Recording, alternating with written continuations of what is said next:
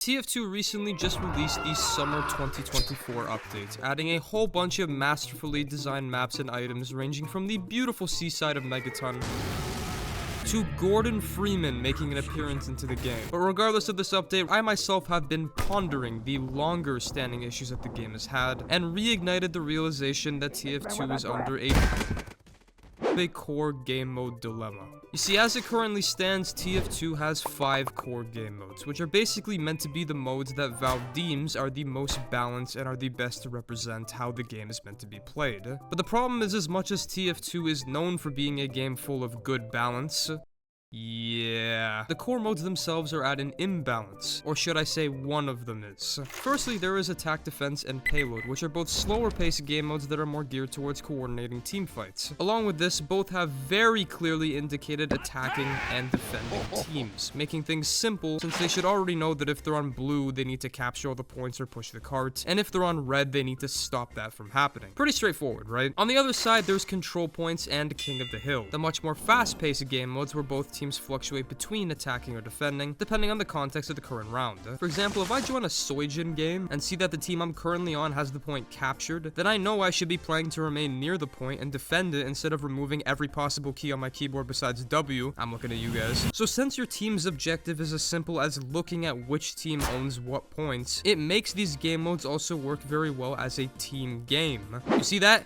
Team game. But then we reach the last core mode, which is Capture the Flag. A classic mode amongst most shooter games, but is where this game mode dilemma comes from, as most people in the TF2 community deem it as one of the worst game modes in the game. But as someone who, although rarely plays the mode and doesn't really keep note of what's bad about it, I wanted to pick up a better idea by actually playing the mode a bunch myself to see if its common criticisms still hold today, and if there were any methods to resolve Capture the Flag and make it a balanced game mode that most people can actually enjoy. To start off my exploration of this dilemma, let's first cover my actual findings. For 1 week straight, anytime that I hopped on TF2, the only game mode that I allowed myself to play on was Capture the Flag, with each day specifically targeted towards a specific popular CTF map. On the first day, I started on probably the most popular of the maps, 2 Fort, which is otherwise basically TF2's version of VR chat. Immediately after spawning into my first game, I had already taken note of some very glaring issues. The first of which is one of the first things you see, the HUD. Now, though the HUD does detail the score for both teams and the current status of each team's briefcase, there isn't really anything like in the other modes that directly indicate whether you should be attacking the enemy or defending your own objective, sort of leaving it to the player to decide which role they wanted to fulfill. Which means that there was no balance in the mode between attacking and defending. Throughout the entirety of my exploration, this imbalance usually resulted in one of 3 scenarios. Either A, too much of a team was attacking, allowing for flanking classes like scouts to complete an intelligence capturing any % speedrun. B, too much of a team was defending, leading to some of the largest hordes of turtling players I've seen that could hold the game in a stalemate, and watch the briefcase take an entire full minute to respawn back at their base. Or C, the players follow through the lack of direction and go out doing their own thing rather than completing their actual objective, which for 2-4 specifically was usually the case. Sorry. Back on the topic of 2 Fort though, this map is almost exclusively close quarters, meaning there isn't really much room for actual team fights to occur, which definitely contributed to why I saw more people 2 feet in front of my spawn than most places. And when I did manage to escape being spawn camped, I would instead be greeted by the other half of the server, kinda just all chilling as friendlies all in one room. And while regular players would see a room like this and see it as the easiest free kill streak of their career, something about friendlies on Capture the Flag kinda just makes you want to join in. Now, why is everyone just sitting around? They know there's an objective for them to do, but no one is doing it. Well, let's see for ourselves. Let's just walk in here, take the briefcase. Alright, well, that makes sense. But at the time, regardless of all these discoveries, I figured that maybe these were all just 2 Fort things, and that the other maps would be a much more balanced experience. Like Well, which is a map used in other game modes too, so surely it had to be good. And for the most part, I was right. The open middle area made it much easier, and there were a lot more people opting to actually try and capture the intelligence. But Well, however, was also the map that I ran into 2 more of Capture the Flag's core issues. The first of which was the mode's lack of a round timer. There technically isn't really a limit to how long a typical round of capture the flag can actually last. There was also this pyro named Dark Soul, who might be new to the game, but caught my attention since they were kind of just watching the intelligence. Which made me kind of realize how terrible an environment like Capture the Flag is for new players. A point that other TF2 YouTubers have made, like Uncle Dane in his video when he was also talking smack about the mode. And it is true, I mean, think about it. When new players are greeted into TF2 by Capture the Flag, and they probably will be because, again, it is a core mode, are exposed to just turtling and sitting around in one area because CTF promotes this style of play. On Capture the Flag, you will almost always find classes being played in their simplest forms. Out of the 24 games that I played throughout the week, there were snipers sitting in the battlements on over 64% of the games, and engineers putting all of their buildings in the intel room on over 3/4 of the games. So when new players see other players doing this, they will make that how they play too. Then when they switch to play any of the other game modes,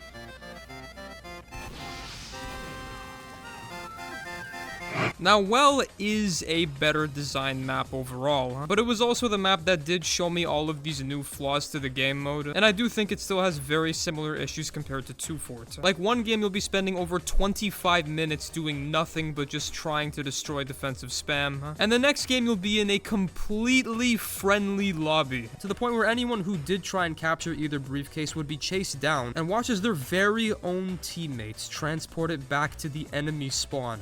I don't know what kind of events had transpired before I joined the server to make everyone here completely friendly, but as you can see from my reaction, it was nothing short of fascinating.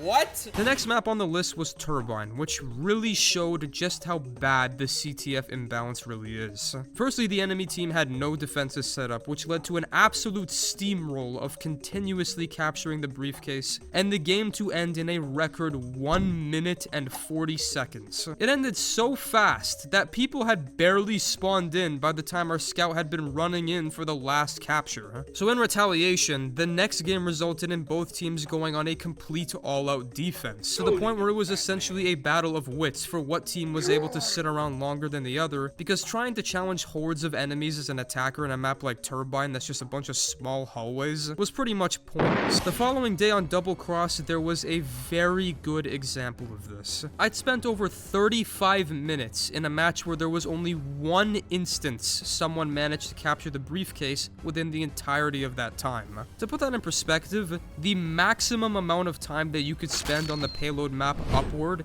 is also 35 minutes. And that's if every point goes to an overtime on both rounds of the match, compared to one singular round of Double Cross that hadn't even ended. And every game that followed that, including the ones the next day on Landfall, had been pretty much just that. Extremely long stalemating rounds, to the point where people, including myself, start to just do their own silly thing rather than the objective, like trolling around or earning multiple high kill streaks just by sitting around the enemy team's basement. Now, before I mention my findings on the last 2 maps, let's delay it a bit, and trust me, there's a reason for this. So far, the main issues about Capture the Flag are that there is no balance between attacking and defending, the lack of a round timer allowing for games to last a very long time, the mode being a terrible environment for new players because of how differently it works compared to the other more balanced core game modes, and one that I'm going to add now, which is that most of the CTF maps are way too close quarters and unbalanced for regular good team fights. So now to the question, how do we fix CTF?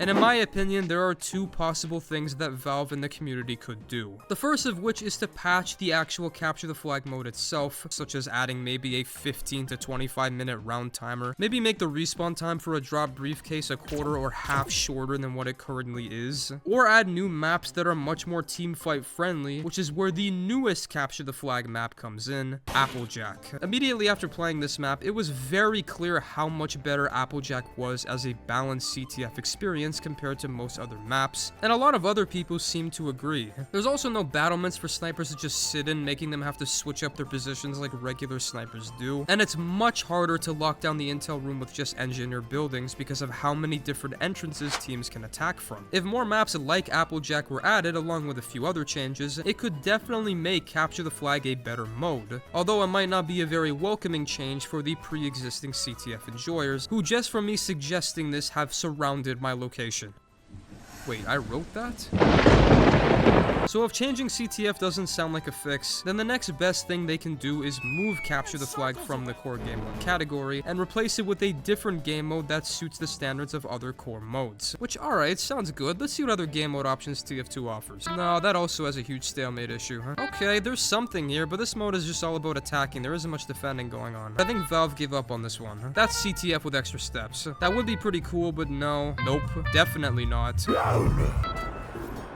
I think this one just speaks for itself. There is one unofficial game mode, however, that above all the others has the best chance to compare with Capture the Flag, this being the next map I played during the week called Harp, which is the first officially added map to feature a new community-made hybrid game mode. Basically, it's just regular Capture the Flag, but instead there's only one briefcase that one team needs to transport to different points of the map, and although it's such a basic change, Harp is the first map to create balance and fix all of the original mode's issues.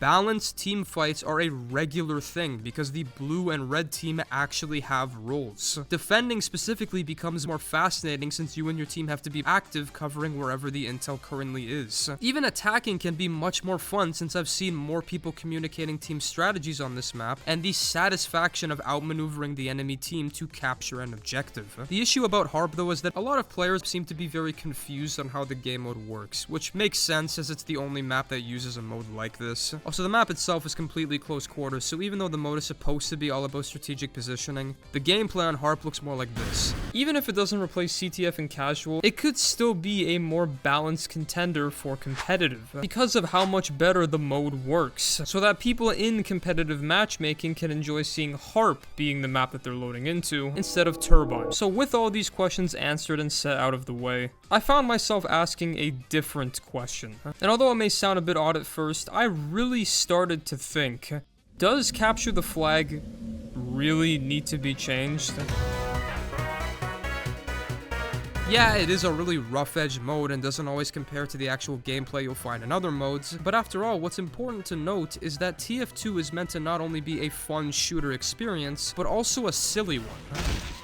Throughout the video, a lot of the clips I showed were to display the bad parts of Capture the Flag, but for the most part, what I hadn't shown was that people were still having fun, doing silly things like chilling in a friendly server, or being able to use unconventional weapons since it's fun and people aren't taking the mode seriously. TF2 players know that the game doesn't have to be balanced to be a fun game, and we know that because Sniper is a playable class. Really though, there is quite the TF2 core game mode dilemma. But to conclude, it's not a dilemma because there's no way of fixing it, but rather that because of the way TF2 is, there isn't really an actual need to fix it. And that basically sums up all my thoughts about Capture the Flag. Thank you very much for watching this video. Once again, I really do appreciate all of the recent support that I've been seeing on my TF2 related content. The feedback and everything really does mean a lot to me. So be sure to let me know in the comments below what you thought about this video. And feel free to let me know what you think about Capture the Flag as well. And if you think it should be changed or if it's good the way it is. But other than that, thank you very much. Be sure to do all that funny YouTube stuff such as liking and subscribing, and I will see you all in the next silly little video I make. Bye-bye.